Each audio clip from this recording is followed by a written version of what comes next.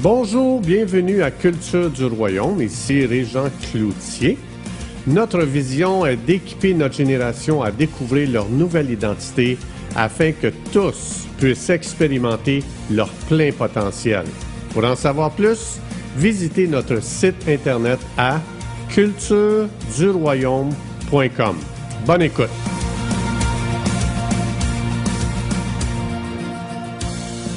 Bonjour, bienvenue à une nouvelle capsule. Aujourd'hui, ça va être sur le sujet de voir Dieu dans n'importe quelle crise, en fin de compte. Mais avant d'aborder ce sujet, je veux juste vous inviter à aller sur le site cultureduroyaume.com. On a mis pour vous des déclarations, des décrets que vous pouvez faire parce que les shifts qui arrivent dans la vie, dans n'importe quelle situation, commencent toujours par des déclarations, des paroles prophétiques, par de l'intercession, peu importe. Donc, on a mis ça pour vous sur le site.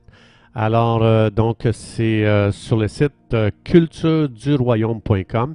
Quand vous descendez sur la page, vous allez voir, c'est écrit article, et puis les déclarations pour ma nouvelle identité. Donc, allez-y, c'est pour vous. Alors, aujourd'hui, le sujet « Voir Dieu dans n'importe quelle crise ». Je veux vous donner un verset comme pierre de fondation. Ça dit dans Matthieu 5,8 « Heureux ceux qui ont le cœur pur, car ils verront Dieu. » C'est extraordinaire de voir que Dieu associe le voir avec le cœur, la condition du cœur.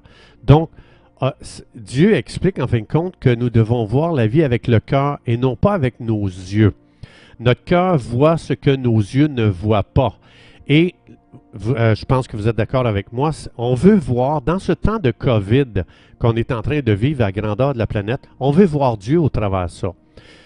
Donc, parce que c'est plus important de voir Dieu que de voir que le COVID. Si vous voyez que le COVID, vous allez vous décourager, vous allez déprimer, mais si vous voyez Dieu dans le COVID, vous allez devenir très encouragé, plein d'espérance et plein de foi. Donc, comment est-ce qu'on va arriver à le voir? Bien, Dieu ici nous dit que c'est en ayant un cœur pur. Qu'est-ce qu'un cœur pur dans un contexte de COVID? Un cœur pur, c'est un cœur sans crainte, libre de la peur. Donc, c'est-à-dire, c'est un cœur qui a la foi. Il faut savoir que foi et peur sont complètement opposés l'un de l'autre. Ça veut dire que la contrefaçon de la foi, c'est la peur. Et la foi dit, Psaume 91, Dieu me protège au milieu de la peste. Évidemment, le COVID, c'est une peste. On a fabriqué un virus pour empester les êtres humains. Mais Dieu, dans Psaume 91, il dit, je te promets de te protéger au milieu de la peste. Donc, la foi, c'est important parce que la foi, elle va anticiper le meilleur pour l'avenir. Quand je lis le Psaume 91, j'ai un super avenir glorieux devant moi. Mais quand j'écoute la peur s'imagine le pire dans le futur, s'imagine le pire devant elle. Donc, ça veut dire que la peur, c'est la foi mise dans le royaume des ténèbres. Parce que, comme j'expliquais, la peur s'imagine toujours le pire. Et c'est la peur qui vient contaminer le cœur. Et c'est ce qui fait que Dieu nous dit, il faut que tu reviennes à un cœur pur pour me voir dans cette pandémie. Alors, c'est impossible de voir Dieu et de vivre dans la peur. Ça n'existe pas. Dieu nous dit ici, c'est impossible. Donc, parce que si je vis dans la peur, ça veut dire que j'ai perdu de vue dans une situation et je vois que le monde à travers des lunettes qui viennent du royaume des ténèbres. La foi vit dans le royaume de Dieu et de là, les paroles de foi qui sortent de ma bouche, la foi va répandre le royaume de Dieu, ça va répandre la vie, ça va répandre la foi, ça va répandre l'espérance, ça va répandre l'amour. La peur, elle, c'est le contraire. La peur vit dans le royaume des ténèbres, est alimentée par le royaume des ténèbres. Et de là vient que les paroles, c'est que des paroles de peur qui sortent de la bouche des gens qui vivent dans la peur, des paroles de crainte. Ça répand le royaume des ténèbres. On aide le monde des ténèbres à prendre l'expansion quand on vit dans la peur. Donc, et de là, nos paroles répandent la mort, la peur, le désespoir, etc. 1 Corinthiens 13, ça dit qu'il y a trois choses très importantes dans cette vie. Ça dit la foi, l'espérance et l'amour. Et si vous observez comme il faut, ces trois choses-là sont attaquées dans ce temps de COVID.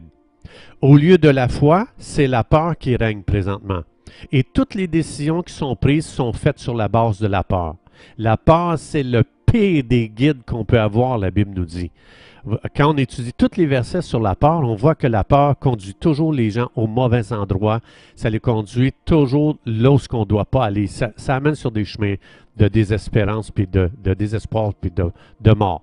Donc, l'espérance, donc comme je dis, la foi est attaquée. Hein, c'est la peur qui règne. La peur, c'est le contraire. C'est l'opposé de la foi. Ensuite, l'espérance aussi est attaquée. Parce que beaucoup d'entreprises ont perdu espoir de réouvrir, puis ils se préparent même pour la faillite. On entend de plus en plus d'entrepreneurs qui disent « Moi, je ne suis jamais capable de passer à travers de ça. » Donc, l'espérance des gens est complètement attaquée dans ce temps de COVID. Et l'amour aussi est attaqué, parce qu'on voit des drôles de comportements chez les humains présentement, des comportements de déshonneur envers leurs prochains, des abus de pouvoir, des dénonciations de nos voisins qui, eux autres, ils ne veulent pas entrer dans l'esprit de peur. Donc, eux autres, ils vont faire des accolades, ils vont faire des choses que nous autres, on est comme « Wow, hey, moi j'ai peur, là, ils vont me contaminer. » Donc, les gens vivent beaucoup dans la peur. Et ça attaque beaucoup aussi ce troisième aspect qui est l'amour.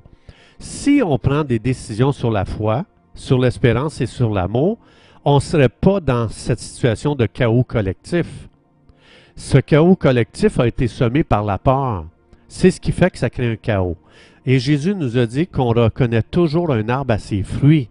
Et les fruits qu'on voit présentement révèlent que la source de toute décision n'était pas la foi, mais c'était la peur. Et j'aime beaucoup ce que M. Guy Bertrand, l'avocat Guy Bertrand, a dit concernant la peur. Il y a deux avocats que j'ai écoutés justement qui parlent que présentement notre nation est saisie de peur. Vous avez Maître Galati, un avocat à Toronto, et Maître Bertrand, un avocat du Québec, qui explique que la peur, c'est lorsqu'on entre dans ce qui est le plus dangereux. Parce que M. Bertrand explique que la peur réduit le quotient intellectuel d'un peuple à un enfant de 7 ans. Donc, ce n'est pas notre avantage de vivre dans la peur. M. Galati lui dit que la peur, ça a toujours été utilisé dans l'histoire pour contrôler et manipuler les peuples. C'est pour ça que, et Dieu lui-même parle de ça. Dieu dit, la peur va venir te voler le pays de la promesse. Quand les espions sont allés dans le pays de la promesse espionner pour voir qu'est-ce qu'il y avait là, ils sont revenus, puis il y en a 10 qui ont eu peur, et ils se sont fait voler complètement ce que Dieu avait comme héritage pour eux autres. Donc la peur a toujours promu le royaume des ténèbres. Et c'est pour ça qu'il faut, moi je vous encourage, regardez, prenez une concordance, regardez partout ce que Dieu parle de la peur, et vous allez voir que ce que Dieu en pense de la peur. C'est la consigne numéro 1 dans la Bible que Dieu dit, n'ayez pas peur. Pourquoi? Parce que c'est l'arme préférée de Satan pour que Satan répande son royaume sur la terre et même son activité dans nos vies. Et il veut nous rendre esclaves à travers la peur. Donc, il faut savoir, le Saint-Esprit est à l'œuvre beaucoup plus que le COVID présentement. Et on est encouragés, nous les croyants, à promouvoir le royaume de Dieu et non le COVID. Le COVID est né dans le royaume des ténèbres, c'est pas le temps de répandre ça, puis d'envahir les gens de peur avec ça. Dieu, c'est l'auteur de la vie. Le COVID, c'est l'auteur de la mort. Il ne mérite pas de générer nos sentiments. Puis quand j'ai peur, je laisse le COVID initier mes sentiments et guider mes décisions. Donc, c'est Dieu qui mérite de générer mes émotions. Puis Dieu dit, je ne veux pas que tu aies peur. Je veux que tu vives dans des émotions de confiance, de foi. Et c'est Dieu qui devrait dicter mes choix. Jérémie 15, 19, ça dit, « Si tu sépares ce qui est précieux de ce qui est vil, tu seras comme ma bouche sur la terre. » Donc, ce qui est précieux, c'est la foi. Dieu nous en parle partout dans la Bible. Ce qui est vil, c'est le COVID. Je ne peux pas promouvoir la peur puis être la bouche de Dieu sur la terre. En d'autres mots, je pourrais l'expliquer comme ça. Et j'aimerais vous partager avec vous un exemple dans l'histoire où est-ce que Dieu était plus à l'œuvre dans des contextes de catastrophe que la catastrophe elle-même. L'exemple que j'aimerais vous donner, c'est Daniel et ses amis. Donc, je tire ça du livre de Daniel au chapitre 3. Je vous encourage à lire ça puis d'être inspiré par le Saint-Esprit en lisant ça. Le contexte de Daniel 3, la crainte est semée dans tout le royaume de Nebuchadnezzar. Tout le monde a peur. Tout le monde est saisi de crainte. Tout le monde est paralysé. Et le roi a décrété, il dit, n'importe qui ne se prosternerait pas devant la statue que j'ai faite, c'était une statue de Nebuchadnezzar, va être jeté dans une fournaise chauffée 7 fois plus que la normale. Ça veut dire que vous et moi, le COVID qu'on vit présentement, c'est rien comparé à la crainte qui était répandue dans l'empire de Nebuchadnezzar. Leur contexte à eux, c'est 7 fois pire que nous autres, même bien plus que ça. Mais on va regarder c'est quoi un cœur pur qui n'est pas contaminé par la peur. Je vais vous lire ça dans Daniel, chapitre 3, versets 24 et 25, et versets 28 et 29 après. Ça dit ceci. Alors Nebuchadnezzar fut effrayé. Là, ici, il faut savoir que les 3 amis de Daniel ont été jetés dans la fournaise. OK? Nebuchadnezzar l'a fait chauffer 7 fois plus parce qu'ils ne se sont pas prosternés devant la statue. Tout le monde a peur, sauf les 3 amis de Daniel et Daniel lui-même. Alors Nebuchadnezzar, une fois qu'il les a fait jeter dans la fournaise, voici ce qu'il va dire quand il les voit au milieu de la fournaise. Nebuchadnezzar fut effrayé et se leva précipitamment. Il prit la parole et dit à ses conseillers, « N'avons-nous pas jeté au milieu du feu 3 hommes liés? » Ils répondirent au roi, « Certainement au roi. » Et le roi reprit et dit, « Eh bien, c'est bizarre, je vois 4 hommes qui ne sont pas liés et qui marchent au milieu du feu et qui n'ont point de mal.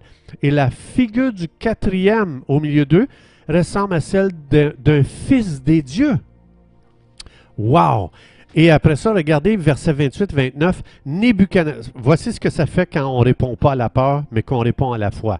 Nebuchadnezzar prit la parole et dit, « Béni soit le Dieu de Shadrach, Meshach et Abednego, lequel a envoyé son ange et délivré ses serviteurs qui ont eu confiance en Dieu, foi, et qui ont violé l'ordre du roi et livré leur corps plutôt que de servir et d'adorer aucun autre Dieu que le Dieu de Daniel. Voici maintenant l'ordre que je donne, moi le roi, tout homme et à quelque peuple, nation ou langue qu'il appartienne, qui parlera mal du Dieu de Shadrach, Meshach et Abednego sera mis en pièces et sa maison sera réduite en un tas d'immondices parce qu'il n'y a pas aucun autre Dieu qui puisse délivrer comme le Dieu de ces gens-là.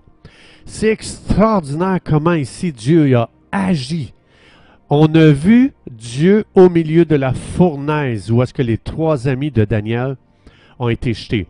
Matthieu, tantôt je vous ai lu, « Heureux ceux qui ont le cœur pur, non contaminés par la peur, car ils verront Dieu. » Chers amis, le Saint-Esprit présentement agit beaucoup plus puissamment, agit beaucoup plus intensément que le COVID. Donc, si on s'imagine Nebuchadnezzar qui aurait vu Daniel et ses amis paralysés par la peur. Pensez-vous que Nebuchadnezzar aurait dit au peuple, tout homme, à quelque peuple et nation ou langue qu'il appartienne, qui va parler en mal du Dieu de Daniel et ses amis, va être mis en pièces? Jamais il aurait dit ça. Alors, l'Église est appelée à démontrer qu'elle a un cœur pur, c'est-à-dire complètement non contaminé par la peur. L'Église est là pour démontrer que au milieu de ce qu'on traverse, nous avons confiance en Dieu. C'est une superbe opportunité que Dieu nous donne présentement. Donc, Dieu veut nous utiliser pour que notre nation voit qu'un croyant qui fait confiance en Dieu, ça va permettre à Dieu d'être démontré au milieu de cette fournaise du COVID. C'est le temps de croire en Dieu. C'est le temps de croire que nous faisons confiance à Dieu et de démontrer notre foi. Dans le psaume 91, nous sommes intouchables. Nous sommes en sécurité, donc loin de la crainte. Et moi, aujourd'hui, je veux faire quelque chose. Je déclare que dans ce temps qu'on vit présentement, les Daniel se lèvent et aussi, je déclare que Shadrach, que Meshach et Abednego se lèvent au milieu du COVID pour démontrer, pour qu'on voit Dieu au milieu de cette fournaise qu'on traverse aujourd'hui. Donc, c'est une opportunité pour vous et moi. C'est une opportunité pour voir enfin Dieu. Donc, croyants, je vous encourage, ne laissez pas votre cœur contaminé par la peur. Ayez foi, ayons foi en Dieu, je m'inclus parce que moi aussi, je suis comme vous, j'ai besoin d'être encouragé de voir Dieu au milieu de cette situation. Chers amis, merci d'avoir été des nôtres et À la prochaine.